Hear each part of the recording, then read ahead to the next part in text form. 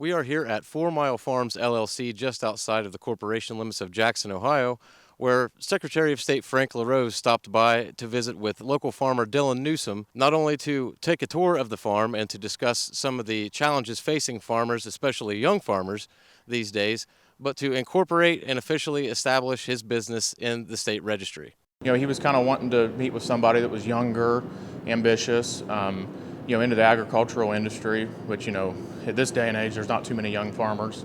It's hard to, come by. So I was fortunate and we're very, very privileged to, that she asked me to be a part of this, and just kind of going to reiterate what we do, how we do things, and maybe some new things that we're incorporating into our program. And my grandpa had this farm, our home base, I'm going to call it. I'm not sure the exact year he bought it, but he's had it for a long time. And then my other grandparents have a century farm that's been in the family for over 100 years. And then, moving forward, my wife, she, didn't exactly grow up on a farm, but loves it. And the boys, we have a 7-year-old boy and a 3-month-old boy. So we're hoping that they, try to just keep the tradition going, and we're trying to build it up for them, and, hope that they love it as much as I do. Secretary of State LaRose went over some of the challenges facing young farmers in Ohio today, and also shared some of his personal experiences having worked on a small family-owned farm in his youth. Starting at probably 14, 15 years old, I was excited to go to work every day. A lot of my friends were working in retail or food service, and certainly nothing wrong with that. But for me, being out working on the farm was a lot of practical lessons, right? How to fix this, how to drive that. I knew how to drive before I was 16 because I'd driven, equipment around the farm. But I think more important than any of that is just the lessons of work ethic that it teaches you. You got to keep working until the work gets done, and that's the kind of thing that I took with me when I went to serve in the Army, and it serves me well still today. Dylan and I were talking about, and what has been a big topic of conversation that the Ohio Farm Bureau has engaged in is encouraging people to get into or remain in the profession of farming. It's a challenging but also very rewarding way to earn a living. Senior Organization Director for the Jackson-Vinton Farm Bureau, Kim Harless, was on hand today as well. One of her main duties is to act as a liaison between the Ohio Farm Bureau and the local Farm Bureau. Yeah, Dylan, the Newsom family is very near and dear to my heart because my daughter actually went to school from pre-K to high school, graduated with Dylan. They've been in 4-H together. They showed sheep, goats, and when they first started, this wasn't here. This was not a farm. I mean, this was just land. And they were down the road a little ways, and they had a small barn. So they came down here because they expanded. And then Dylan went to UK and got his degree and came back. You don't see kids come back anymore. They go and they stay away. He came back because he wanted to farm. He wanted to be a part of agriculture, and he wanted to be a part of the community. So the roots are very, very deep here with the Newsoms. Just great family, 4-H involvement. He's been on the Soil and Water Board, joined Farm Bureau. We hope to get him on the board soon with that, but just a great family. And when you think of agriculture, you think of Dylan. Dylan rents property, and he's just a great person all around. Loves to farm. We work closely with our legislators, Farm Bureau does. We are a lobbying organization, and we work with them. And I've been with Farm Bureau for 30 years. So my name's kind of gotten out in the area. When they say Farm Bureau, they think of me here, and that makes me very proud.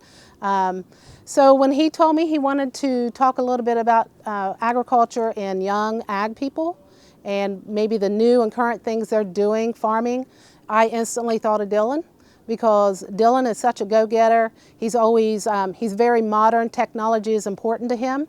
So when they ask about agriculture and a young ag person, it was a no-brainer to me.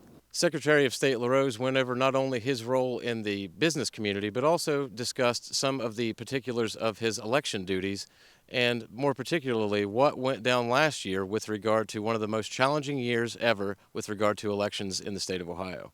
To stop and think about what we accomplished last year, in our entire 217 years of history as a state, I don't think we've ever had a more challenging set of circumstances for running election. That's not exaggeration.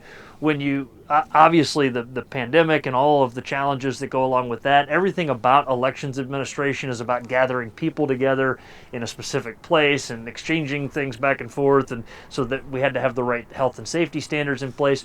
We rely on tens of thousands of poll workers, those people that are staffing those voting locations. Many of those folks are over 65, and so many of them were maybe hesitant to work as poll workers, so we had to recruit a whole new generation of poll workers.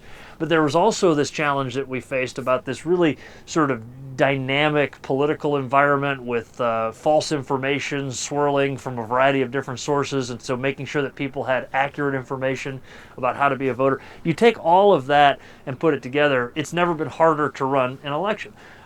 But Ohio's bipartisan elections officials, these people that work at our 88 county boards of elections, the tens of thousands of election day poll workers, they really rose to the occasion. And so in the midst of the most challenging election we've ever had, we also had what I can only call the most successful election we've ever had, and here's why. Nearly 6 million voters cast a ballot in the November 2020 election, an all-time record-breaking turnout, close to 75% participation rate. Never seen numbers like that, and so that's a good thing for Ohio. But at the same time, as I told you, we had more poll workers than we had ever had.